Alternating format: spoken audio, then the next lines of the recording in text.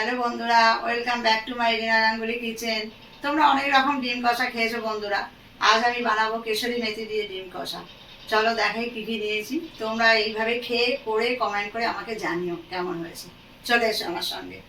কেশরি মেথি দিয়ে ডিম কষা বানানোর জন্য আজ আমি নিয়ে নিয়েছি 5টা ডিম। এখানে কেশরি মেথি, হলুদ, লঙ্কার গুঁড়ো, নুন, চিনি, একটা পেঁয়াজকে কুচিয়ে নিয়েছি, আদা রসুন বাটার পেস্ট, আর এখানে জিরে ধনে গুঁড়ো। প্রথমে আমি এই ডিম 5টা সেদ্ধ করে নেব। এখানে 5টা ডিম সেদ্ধ করে আমি খোসা ছাড়িয়ে নিয়েছি। কড়াই আমি রিফাইন তেল দিয়ে গরম করে নিয়েছি। এবার আমি ডিমগুলো ভেজে নেব। ডিমে একটু হলুদ নুন মাখিয়ে নেব।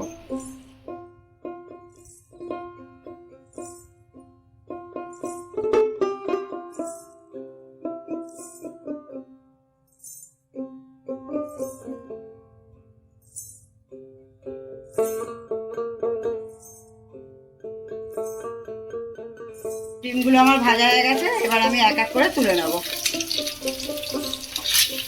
ডিম ভাজার তেলে আমি পেঁয়াজগুলো ভেজে নেব।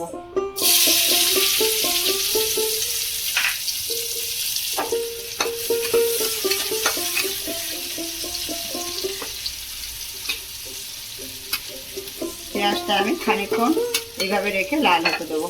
পেঁয়াজ ভাজাটা আমার যতক্ষণ লাল হচ্ছে ততক্ষণ বন্ধুরা আমার চ্যানেলটা সাবস্ক্রাইব করে দাও। পেঁয়াজটা আমার লাল করে ভাজা হয়ে গেছে। আশা করি বন্ধুরা তোমরা সাবস্ক্রাইব করে দিয়েছো আমার চ্যানেলটাকে। এবারে এক এক করে সব মশলা দিয়ে দেবো। প্রথমে দেবো আদা রসুন বাটার পেস্ট,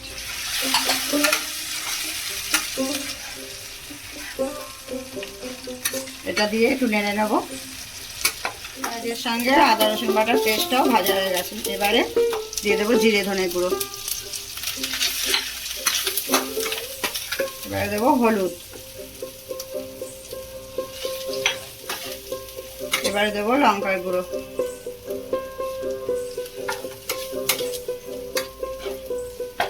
এবারে নুন দেব, আর দেব সামান্য চিনি। এটা এখন আমি 5 মিনিট কষবো। কষাটা আমার ভালো করে কষানো হয়ে গেছে। এবার আমি দিয়ে দেবো এতে খানিকটা জল।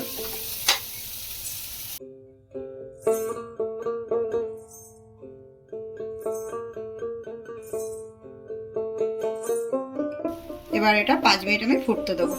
মশলাটা আমার হয়ে গেছে। এবার ডিমগুলো ছেড়ে দেবো।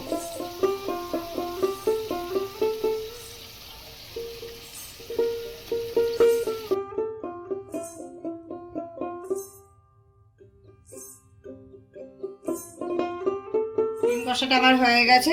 কাসুরি মেথিটা নিয়েছিলাম, সেটা উপর দিয়ে ছড়িয়ে দেবো। ডিম কষাটা হয়ে গেছে, কাসুরি মেথিটা দিয়ে দিয়েছি। এবার একটু নেড়ে দেবো।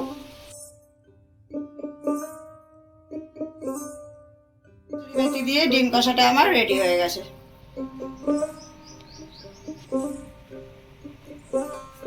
বন্ধুরা, আমার এই কেশরি মেথি দিয়ে ডিম কষা রেসিপিটা তোমাদের যদি ভালো লাগে আমার চ্যানেলটাকে সাবস্ক্রাইব করে দিও। তোমাদের সঙ্গে আবার আমার নেক্সট ভিডিও দেখা হবে। টাটা।